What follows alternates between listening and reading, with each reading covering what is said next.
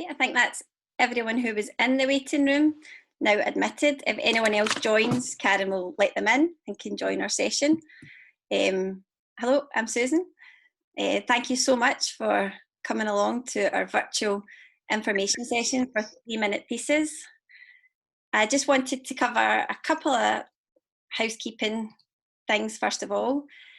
Everyone has been invited to join the session without video and without audio, which is not our preferred way to engage with you. I'd much prefer to see all your faces, but there are a few reasons for that. The first is that we are recording today's session for anyone who isn't able to join us.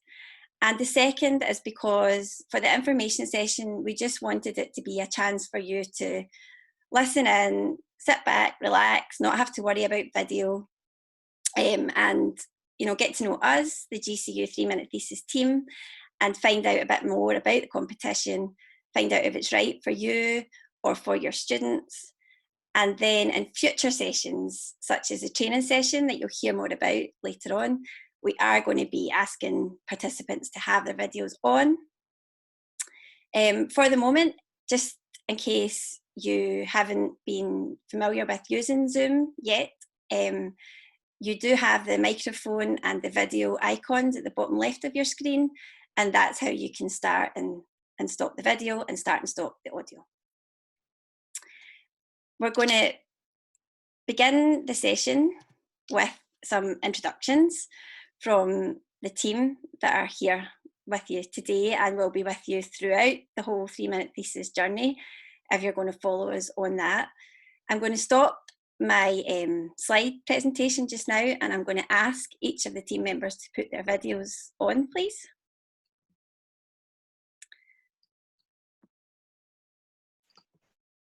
Okay. I'll begin by introducing myself. I'm Susan Grant, for those of you who I haven't met before, although I do recognise lots of names of those joining us today. I'm the university's Community and Public Engagement Coordinator. So my role is to make the links between community and the university in lots of different ways, and to build relationships with partners. And from these relationships, activities and projects are developed. And that creates opportunities for staff and students to be involved in community and public engagement. Often that involves researchers like yourself. And the very first step for any public engagement with research activity is being able to communicate what it is that you do.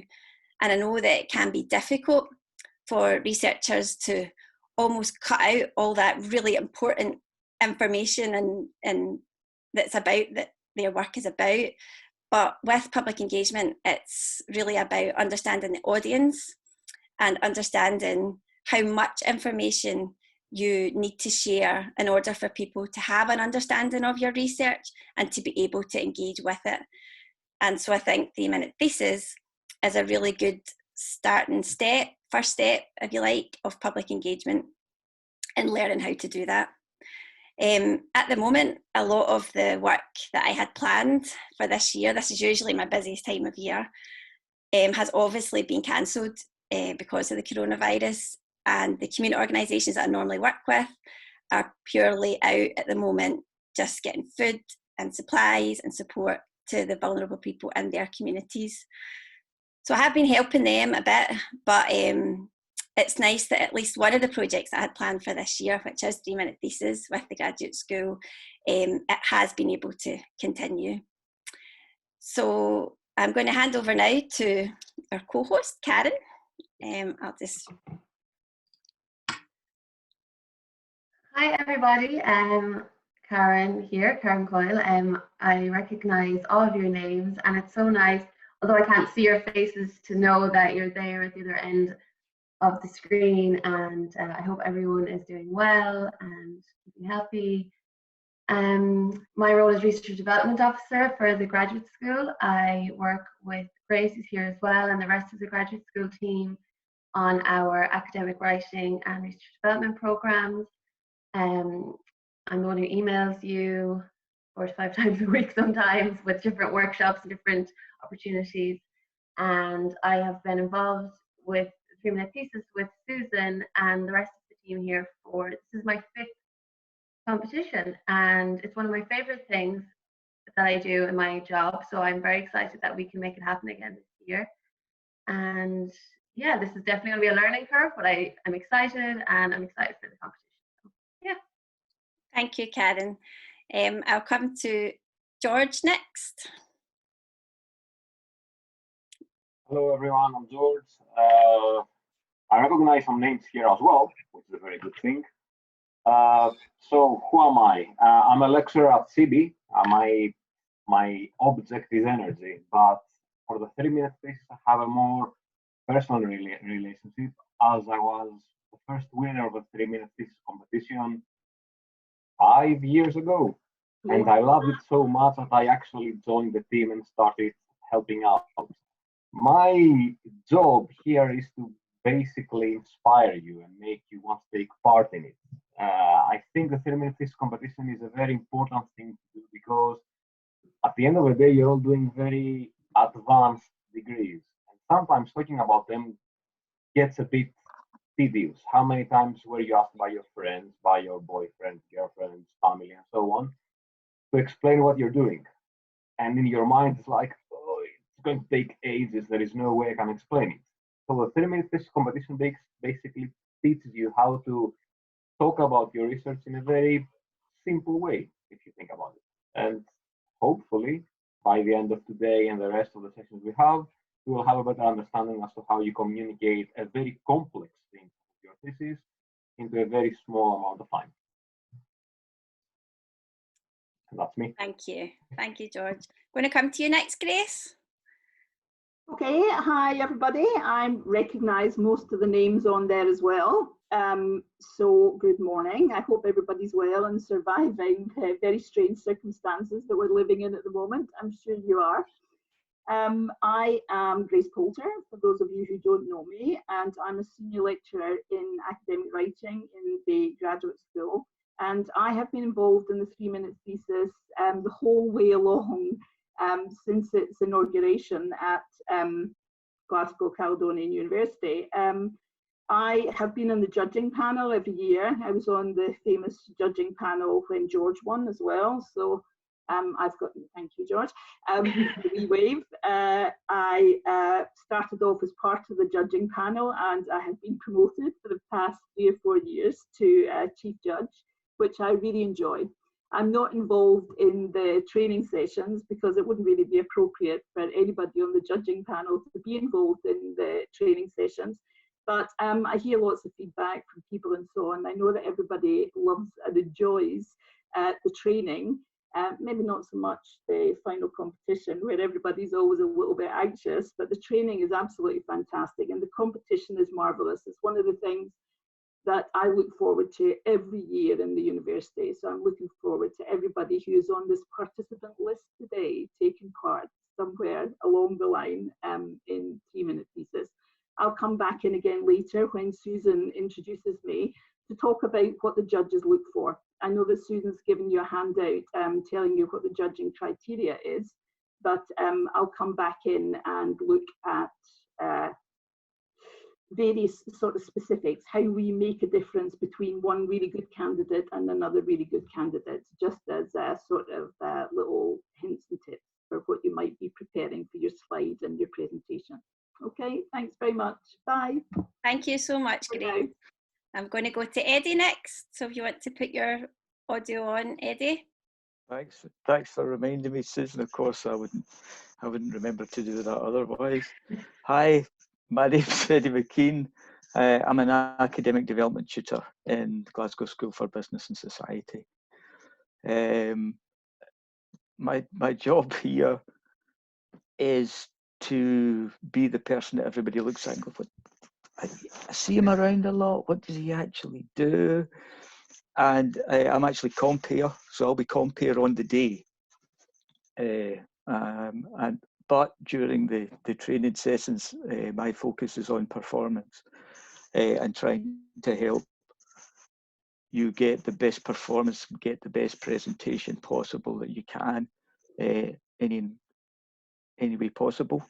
So we'll be looking at that later in this as well, but also during the competition itself. It's every year, it's always a blast. It's always a really, really good thing to be involved in, and everybody looks back on it very fondly. And it's well worth taking part in. Couldn't say that enough. So I hope you do all follow through and come on and do this. Okay then, I think that's me. Thank you, Eddie. Okay, I'll just take you off again. So I'm going to go back to the slides for now.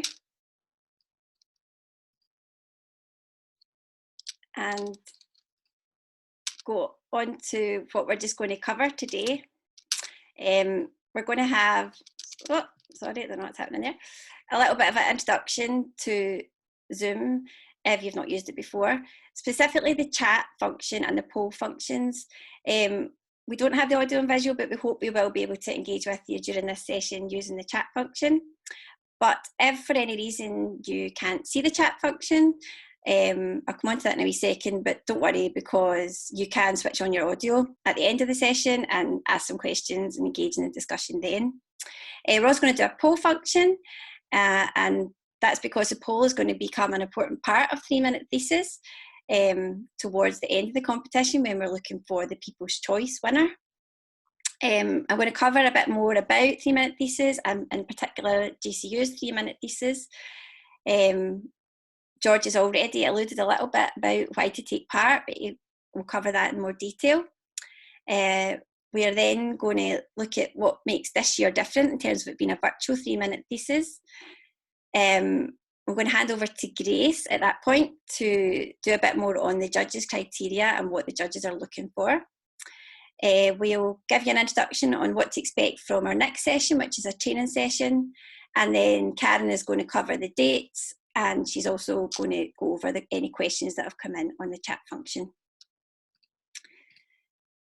If you can't see the chat function, if you can click on the chat item, which is at the bottom of your screen, and that will allow you to see any comments and also add any comments or questions yourself. You can either view it within your window, or if you select a little arrow or chevron, which is at the top left of your chat panel, you can click pop out and you'll be able to see it alongside the presentation that way. As I said, if there's any issues with being able to see the chat, for instance, if anyone's joining us on a mobile phone, it might be difficult to see the presentation and the chat function. It would be useful to let us know about that for future sessions, but also just not to worry about it, because Karen is keeping an eye on the thread for us, so she's going to go over all the questions at the end.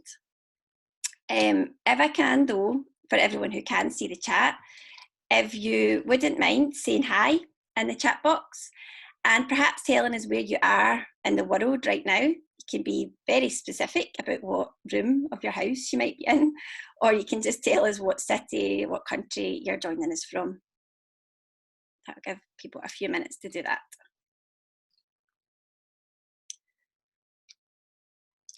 I'll start as well.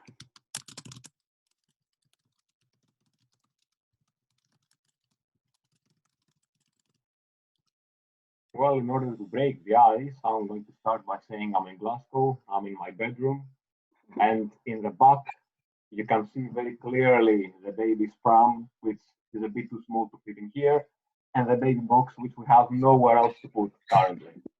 I'm living in a flat in the West End, and I bought this flat a week before the lockdown. So all the work we had to do before the lockdown is put on hold, and we're still waiting. Wow. I can see lots of people in the chat saying hello. Thank you very much.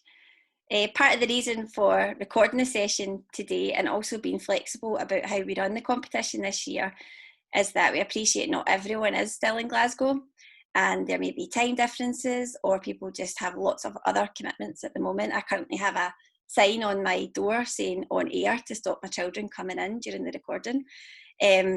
So we just want to be flexible and allow people to join the process when it suits them, and to try and work with people to ensure that we can have as many people part of it as possible this year.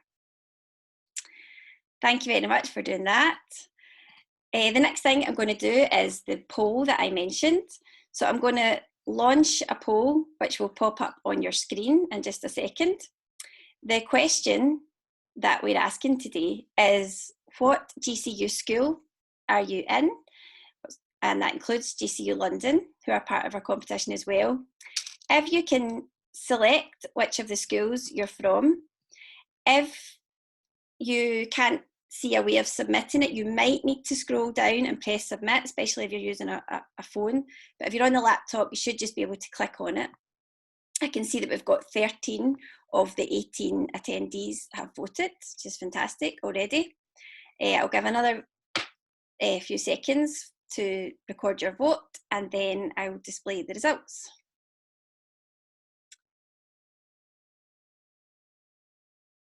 I think we have managed to represent each school, just apart from London.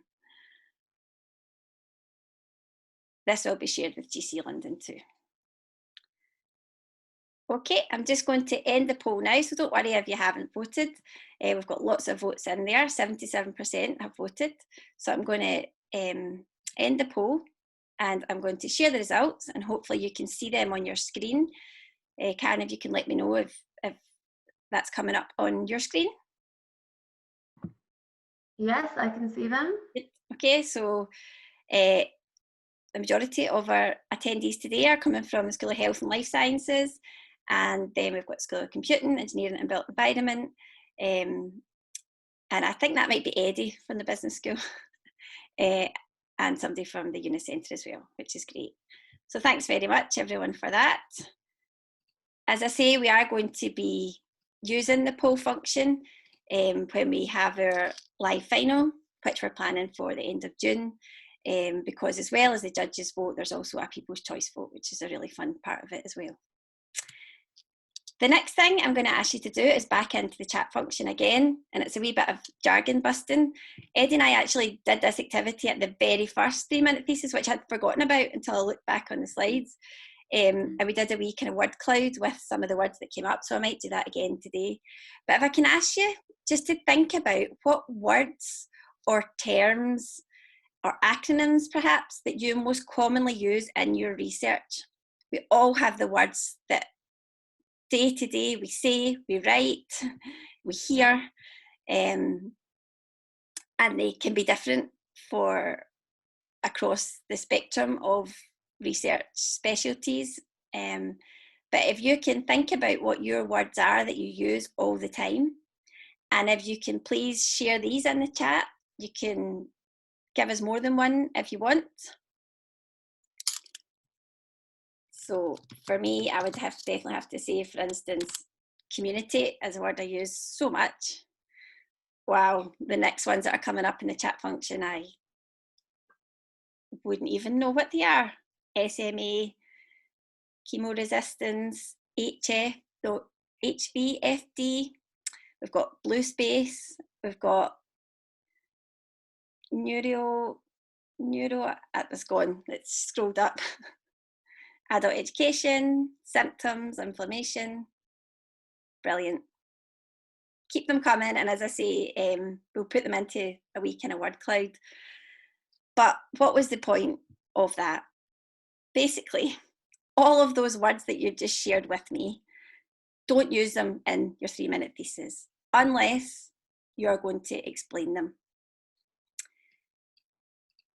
Because, and this rhymes, I realised after I typed it, 3-minute thesis, 3MT, sorry, is jargon free. Something to remember when you're thinking about constructing it and creating it. As I say, we can use the terms, not the acronyms much, but definitely the terms, but we must explain them. 3-minute thesis has an audience who are generally familiar with research, but not necessarily from your specialty. So it's really important that everything is easily understandable and explained. So thank you very much for doing that exercise.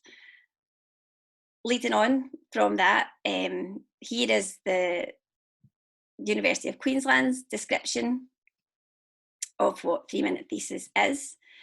And the reason it really appealed to me was that it's not about dumbing down research. It really celebrates research, but it does challenge you to consolidate your ideas and your research findings and your passion about your subject in a way that can be presented concisely to a non-specialist audience. Basically, it's you telling a lay person what your thesis is and why it's significant to society. And that's really important in terms of what we say about it being about the audience. It's why the audience would care about your research, how you're going to put it across in a way that matters to them, that's meaningful to them. As I say, it was developed by the University of Queensland back in 2008, and it grew across universities internationally. It's now held in over 900 universities in 65 countries worldwide. So we are really proud that GCU is part of this bigger thing. Since 2014, VITE have hosted the UK 3-minute thesis competition, and it comes under the VITE Researcher Development Engage category, and it's the culmination of all the finalists from VITE member higher education institutions throughout the UK who take part. We each put forward our winning students' video, and it's an online semi-final anyway, so that doesn't change for this year. That's always been the way it's been held. There's a link at the bottom of that slide to the VITE page where you can find out more information. VITE are encouraging institutions to run a virtual competition this year, as are the University of Queensland. And just this week, they put out some additional guidance for a virtual competition. So we've already assembled our own information, which we'll share with you at the training session, but we will also send you the link for that as well. In terms of GCU, the story really is that in 2014, I was a judge on a research engagement with research competition, a UK-wide competition. And I was looking through all the entries and then at the judging panel day down in London, and I was thinking, we do have really exciting research at GCU. As good as, if not more interesting than some of the stuff that I was reading about, but I just didn't feel we were sharing it in ways that we could. And so that was part of the reason for starting 3-minute thesis. Essentially, public engagement with research is just involving end users of research at the earliest opportunity and sharing it in a two-way process so that the response and the engagement that you have with people can feed back in to your research. So I approached Eddie, Eddie and I worked together for years on schools outreach work, and I asked him if he would help me run the competition. And we also asked Jamie Gallagher to join us.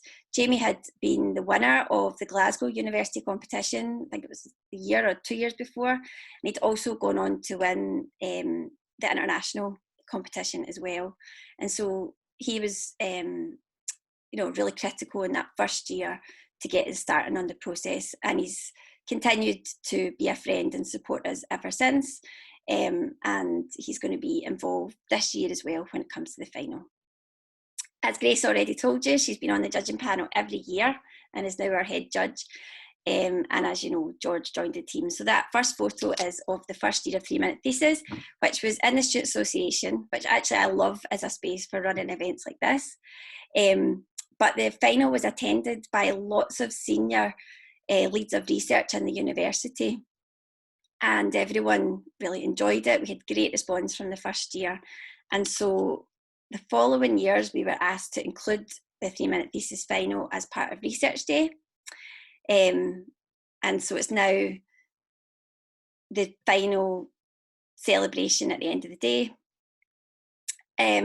Also at this time, myself and the graduate school set up a partnership to support the programme and embed it in the offering for you, the research students. That partnership has led to many more collaborations, which has been fantastic, but this was really the first one. Here's Karen and Eddie. Eddie always surprises us at the final with a nice homemade outfit. I'm not sure how much we'll see of him this year, so we'll wait and see. And that was the 2016 finalists. You remember all their faces so well, can even remember many of their presentations. And I think what I do recall from each year is the progression that people made from the beginning of the development programme through to that final presentation at the end. And 2017 was really exciting because it was the first year that we had enough participants to have semi-final heats at a local level within the academic schools. And so these are our next 2 years here. And in 2018, the photo on the right-hand side, the heats were expanded to include GCU London as well. And again, they're going to be part of the competition this year. So there are now 2 contestants put forward from each school. Last year, our student, Edward, went on to become a semi-finalist in the UK competition. So that's from 70 universities who entered, which is really fantastic. That's the furthest we've got in the competition, and we were really, really proud of him. You can watch all the GCU judges and People's Choice presentations on the GCU 3-minute thesis page. The address is there, it's just /3 minutes. And we would encourage you to do that as part of your preparation. There's obviously a whole plethora of other finalists that you can watch across the VITE and the international competition websites as well. Just to cover who can take part in the competition. For our GCU local competition, we open it to all PhD students. For the national final, students have to have successfully passed their confirmation milestones, so that RDC2 form. However, as I say, don't let that put you off at the moment. Our competition is first and foremost about our student body. All we do ask is that candidates who do take part won't have had their viva by the end, by our local competition final, which is looking like it's going to be at the end of June. And graduates, therefore, are not eligible. I'm going to ask George to talk a little bit more about why we think you should take part. So I'm going to stop sharing the slides for the moment, and I'm going to ask George to put his video back on. Hello. And yeah, if you can just share for a few minutes why you think we should take part, George, thanks. Okay, so first and foremost, you shouldn't take part for the same reason that I took part. I took part because I had no idea what it was. I was like, yeah, that might be okay. I missed the first training session because I completely forgot about it. And Susan had to chase me up for the second one. So please don't be like me, be a bit more diligent. Now, having said that, why you should take part? When you started your PhD, could have been 1 year ago, 2 years ago, whatever, you started it because you had a passion for it. Now, sometimes you might feel that the passion is kind of dwindling down, but I'm pretty sure you still enjoy it, or you still enjoy some parts of it.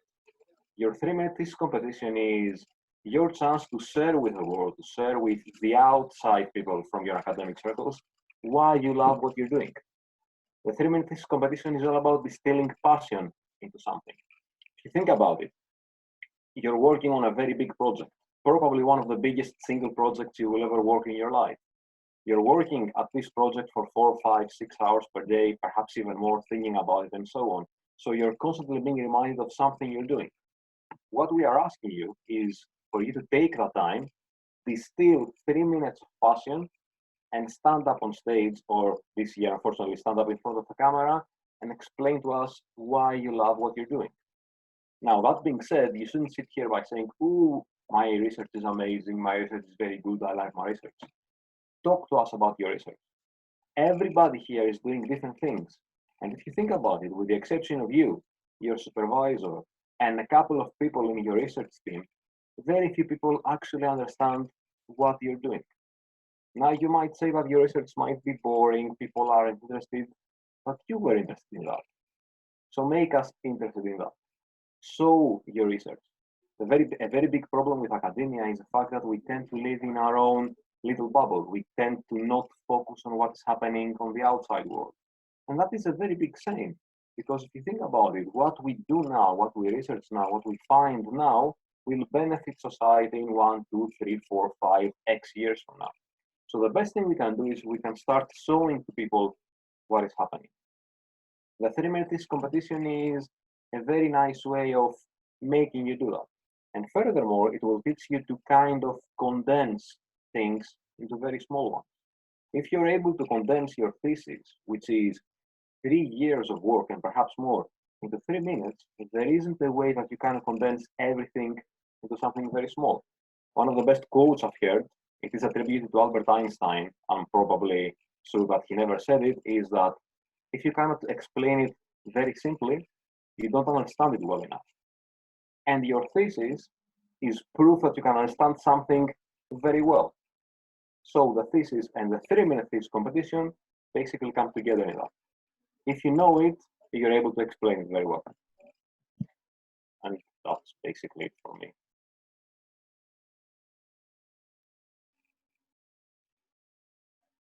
Susan, you're muted. Thank you, George.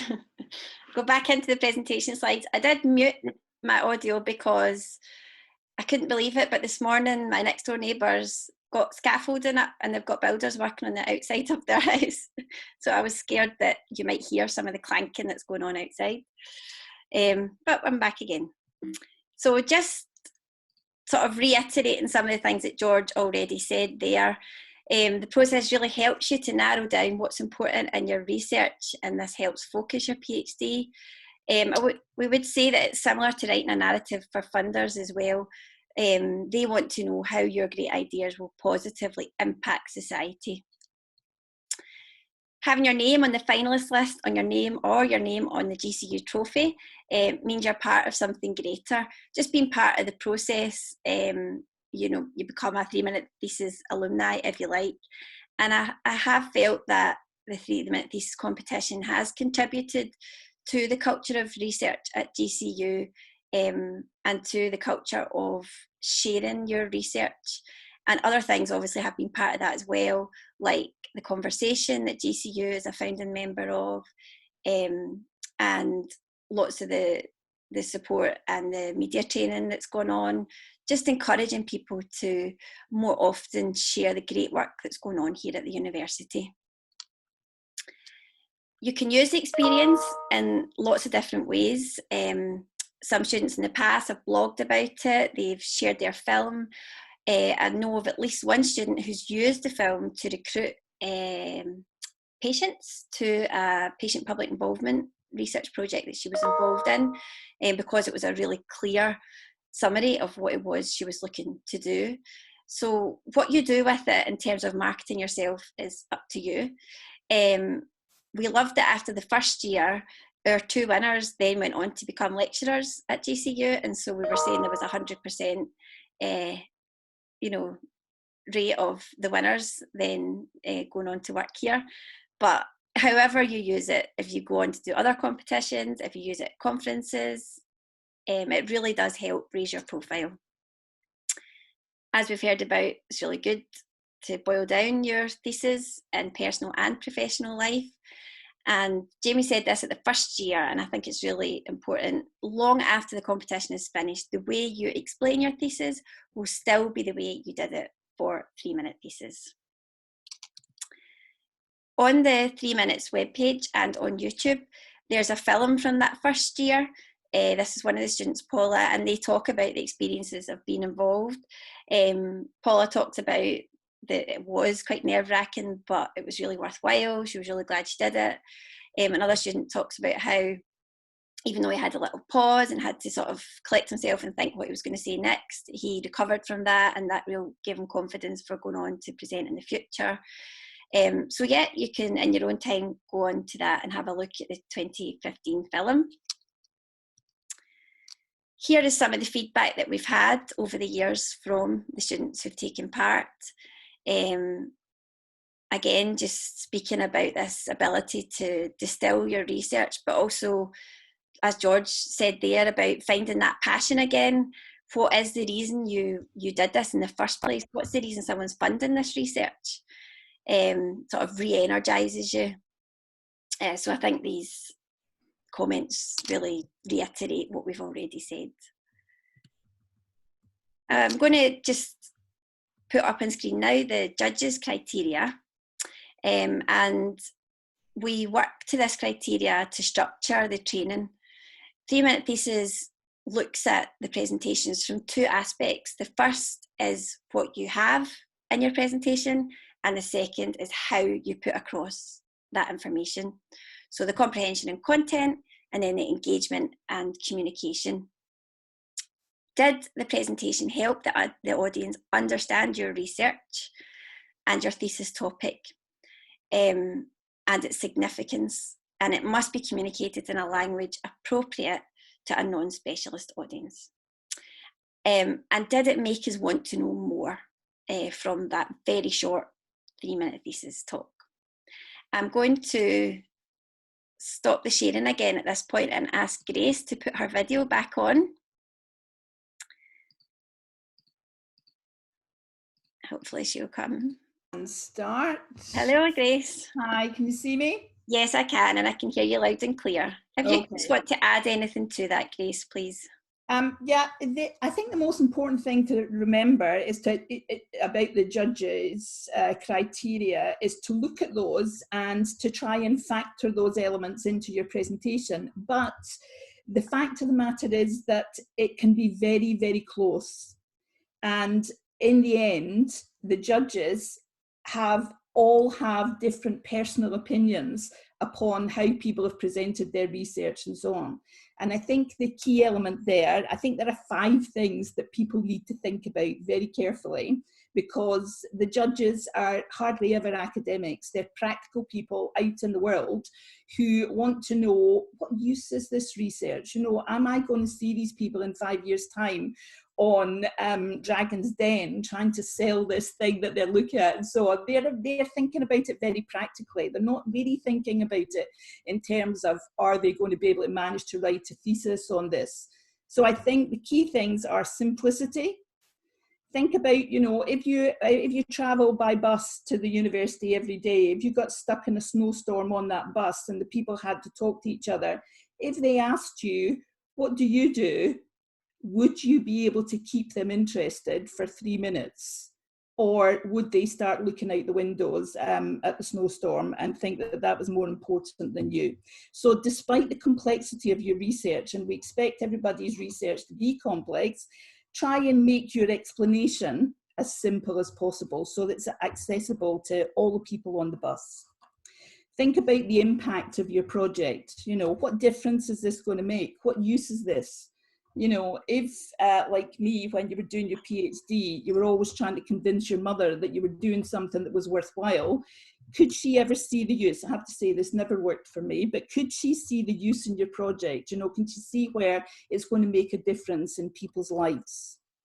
The next thing to think about is the sequence of how you present your research and your slides.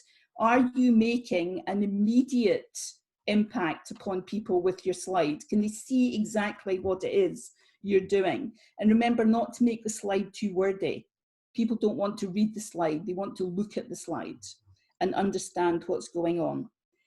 Importantly as well, and this is true for all the great people who have done this 3-minute thesis over the years at Glasgow Caledonian, what's your presence like? Are you engaging? You know, do people like you? Have you made it interesting but not too trivial? You know, don't take research about senile dementia and Alzheimer's disease, and make jokes about the participants, not that anybody has ever done that in your research. You know, don't try and make it funny, make it engaging and make your presence significant, but make sure that people understand the gravity of your research as well. And finally, are you convincing? As judges, can we believe what you're saying? Can we trust you to take your research and apply it in the world and make a difference to people's lives? If you can do that, you'll win. Okay, thanks, Susan. Thank you so much, Grace. I'm going to go back onto the slides again for the last few. We have to acknowledge that this year is going to be a bit different because we're running it virtually. We have actually had students in the past who've submitted their entry to the competition via video because they've been out of the country with their research usually. So it can work. And actually the Universitas 21 competition, which is the international competition that I mentioned earlier, they have been running it virtually from the beginning because it is a global competition and not all the participants can get to Australia where it's held. So they have lots of examples on their website, and strangely lots of Scottish runner-up students on there. One of them is Ewan. I'm just going to play his video for you just now, and then I'm just going to ask Eddie to come in for a few minutes and kind of talk to that. So I'll just put that on just now. Bear with me a wee second.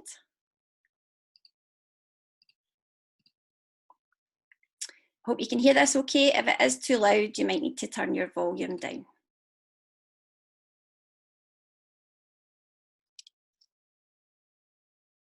Karen, can you just let me know you can see it okay? Gold is an important metal. We adore it in jewellery. We value it as currency. We rely on it in modern electronics. And you can eat it. It even has an E number. But where does gold come from?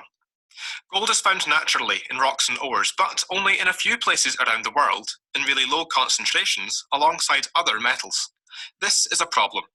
We use incredible amounts of energy and resources, including toxic chemicals like cyanide, mining and processing tons of rock to get just a few grams of gold out. This all has a severe and detrimental impact on the environment and our health. We need a better solution. From 1 ton of rock, you can get up to a gram of gold. But you can get 300 grams of gold from 1 ton of mobile phones. It's therefore much more efficient and environmentally friendlier to recycle gold from waste, electrical and electronic equipment called WEEE instead of mining it. Around 40 million tons of WEEE is sent to landfill every year. This is an urban gold mine. But WEEE has many metals in it, and gold's not the most abundant one in there. How do I get gold out of your phone? This is where my research comes in. I investigate chemical methods for the recovery of metals without having to use toxic reagents. I use a process called solvent extraction, which has 2 liquids. We can dissolve all of the metals out of your phone and into an acidic water solution. This gives us a mixture of metals, including gold, which is the most valuable to recycle. The other liquid is an oil, which sits on top of the water and doesn't mix into it, much like oil sits on balsamic vinegar. I design molecules called extractants that transport the metal of choice out of the water and into the oil. If we can do this selectively, then we can separate gold from the mixture. This is a sort of molecular level gold panning. We're sifting through all the metals in the mixture and only collecting the one that we want. So how do we get selective gold separation?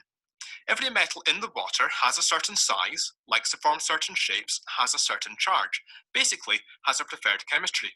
For example, gold likes to form flat squares. Platinum likes to form octahedra. I design molecules that can discriminate between the metals based on these features, bind to gold and only gold, and transport it into the oil. This selectivity is a bit like the child's toy where you can't get the round peg in the square hole. My molecules are particularly efficient. Not only do they recognize gold squares, they transport multiple at once as molecular golden nuggets. This gives us more metal out for less chemical used. We can then separate off the gold-containing oil and treat it to give us back the gold we treasure in an overall more efficient and less damaging process. At the start, I asked, where does gold come from? I'll repose the question, where should gold come from? The answer is we, because we are golden.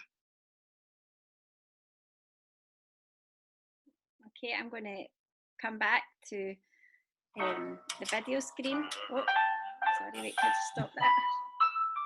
If I can ask you to put I don't know what's playing next on YouTube there. Right, let me just find that. Second.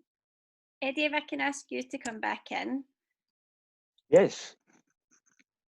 I'm just looking at my phone. And if I can get any gold. No, just a second, I've still not got rid of that clip. Where is it gone?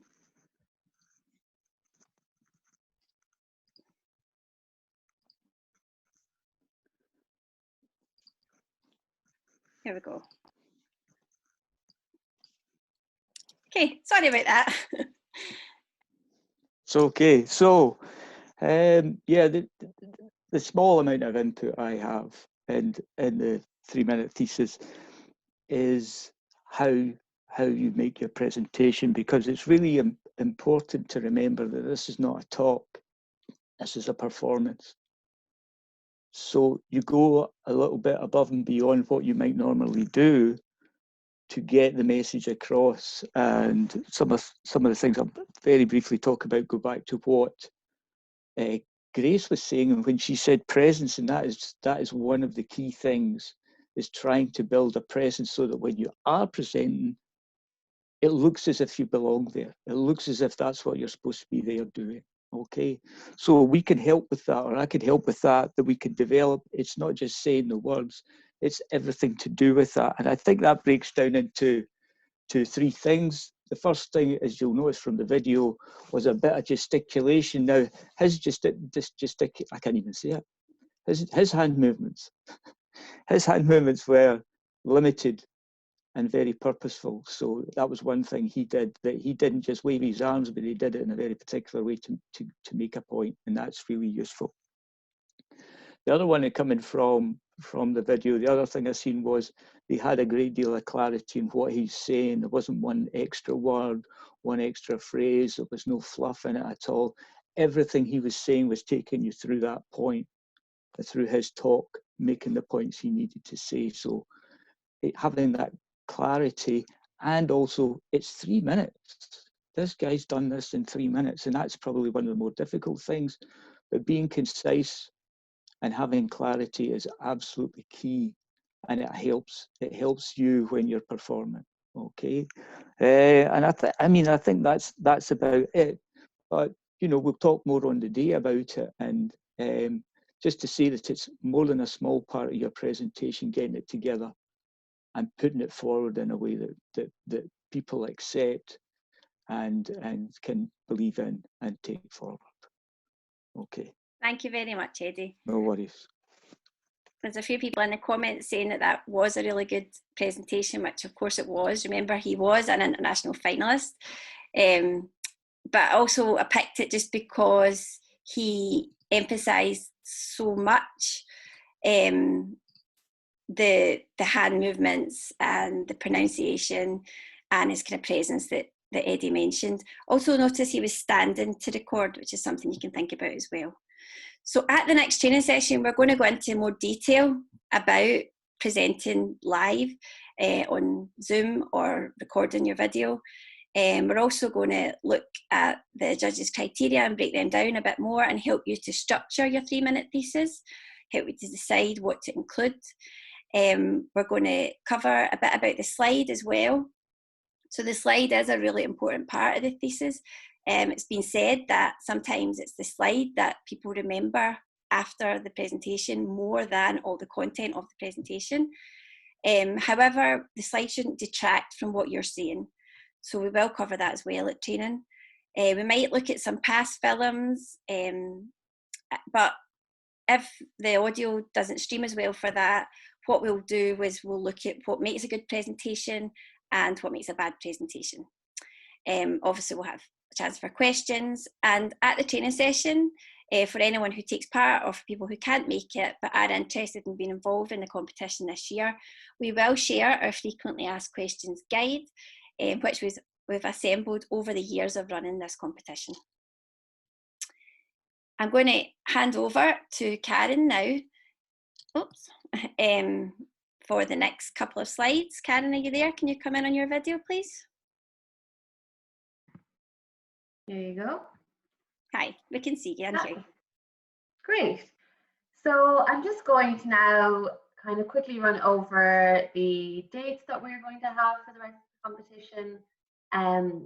Some of them are just still to be confirmed, some of them are set already, and I'll send you all of these afterwards in an email, so don't worry about trying to take these all down now. And I'll just also kind of go over in a bit more detail what happens on these different days.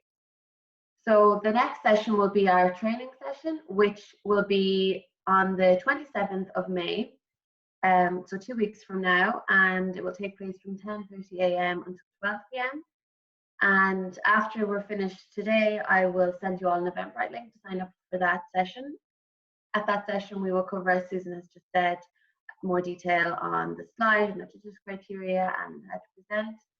But if there's anyone who isn't able to attend at that time, then that's no problem. We can send you on the slides afterwards. We can speak to you one-to-one.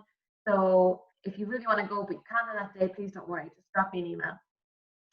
After that, we will have our peer-to-peer session, which will be in the week commencing the 1st of June. And at that session, it's where we will get you all to come with the kind of first draft of your presentation.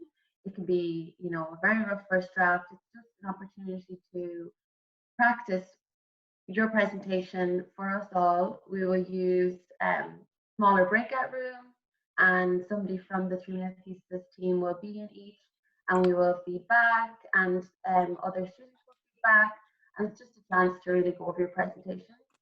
If at that point you would like to also send a first draft of a slide, that's encouraged as well, and you can make your presentation along with your slide, and we can feed back on that too. But it's not mandatory. You don't have to send the slide as well. I know people have time constraints, and it might be a lot to try to get both prepared for that day. The deadline to submit the slide will be Friday the 12th of June. So that date is important, because that is, if you submit your slide, that is you submitting to us that you want to take part in the competition. You're welcome to go to the training, maybe change your mind, maybe think next year will be better. You're welcome to not go to the training but still take part. And in doing, if you want to do that, you just need to send us your slide by the 12th of June. If we need heats, if we have enough people interested, they will be the next week, and then our final will be on Thursday the 25th of June. The time is still to be confirmed, but that will be when we have our live final, and we will have our judging panel, and we will have a live audience watching, and they will be able to vote for their People's Choice winner. And yeah, so that's kind of it for our sessions. Then we will submit the winning video to BTA, and they'll have their online finals. And I think that's a lot of information, but that's kind of the dates. I'll send them all to you after this. And if you can't make any, or you're unsure what goes on with them, just drop me an email. Thank you, Karen. Were there any questions that came in the chat, or at this point I'll stop the presentation again and I'll ask the panel, I don't know if George is back yet, but I'll ask the panel to switch the videos on, and if anyone wanted to switch their audio on, or come in and ask any questions. Karen, was there anything came through in the chat? There wasn't any questions in the chat, but would welcome any now if people have any questions. Anyone? No, everybody's been shy. Or comments. Oh, there's a question. We have a question now from Nia. Would it be better to wait until the second year? I don't think so. We've had a PhD. Yeah, no, I don't think so. I think if you've been here, you know, a few weeks, yes, probably. But if you've been here since October and you're into your research and you want to take part, then I would still encourage it. We have had lots of students who've been in, you know, 6 or 7 months into the PhD and taken part. I should say that for the 3-minute thesis competition, the beauty of it is that you do not have to have results. You can just talk so confidently and passionately about the results that you are going to have, and that's why it allows you where other competitions you maybe need to be further along. It allows you to be part of it at an earlier stage of your research. And what we've had is some students who've come back year on year, either progressing to different stages of the competition or taking part in the training one year and then taking part and presenting the following year. It's entirely personal choice. Can I just reiterate that you have to have done your RDC too? Yes. So sometimes people are even at the end of their first year and they've not done the RDC too. So if you haven't done that, you can't enter. You can enter, sorry, Grace, but you just can't be put forward as our winner. Right, So yeah. Grace, Yeah. as the judge, knows all the proper rules, which is absolutely the proper rule. But for our competition, we open it to everybody. Right, and if it was to be the situation where our winner hadn't been through that stage, we would then go with our second choice winner for going forward to the national competition. Okay. We'd have a backup for that. Brilliant. We have a question now from Roxana. Is this the same format as usual? And yes, it's the same format. No bells and whistles, no rap songs. You just have yourself and you have a slide. And the slide is a static, still PowerPoint slide. There's no animations, there's no music. You can't come in costume, you can't use props. It's just you and a Unless slide. you're Eddie. And Eddie does enough of the bells and whistles for everybody. However, Roxana, if you do have a rap, we'd love to the hear Fame it. Lab competition Yes. runs, it's just finished for this year. You can still catch the live final on YouTube for that, the Scottish final. That's where you can come with a prop or something else. It's, I suppose, more of an emphasis on the entertainment side of things than the 3-minute thesis is about your research. Did you want to add anything, Eddie? No, I was just doing my gang signs there, my rap stuff. Rap stuff. Word. Sup. Okay. I am on That's the it. heavy metal. I won't be doing any rapping, so I'll keep my mouth shut as well. Okay, George, thank you. Okay, if there's no more questions, I will go to just our last slide, because that's us. I can't believe the time has flown by so quickly. Our final thoughts, and we always leave participants with this final thought at the end of the information session, and it's to say that the competition celebrates that every PhD is different and unique, and I would say and interesting. But what is it that's your PhD's USP, your unique selling point? And that's what we want you to think about. This will hone your thinking, but may even be the takeaway for your audience when it comes to constructing the 3-minute pieces. So have a think about that. Bring ideas with you to the training session if you're going to join us. The link again is there for the Graduate School 3-minute thesis page and also for the Vitae page. That's all that we have just now. I just want to finish by thanking the GCU 3-minute thesis team. This competition running this year is an excuse for me to see them all again and work with them all again. So thank you all. And also thank you to each of you for attending, whether you're attending as a potential student taking part or as a supervisor to support your students. That's a really critical part of the process as well. Thank you very much. You can follow up with Karen on email and we'll be in touch. Thank you. Bye. Bye. Bye, bye, Thanks, bye. everybody. Bye. Have a Bye, nice everyone. Take care.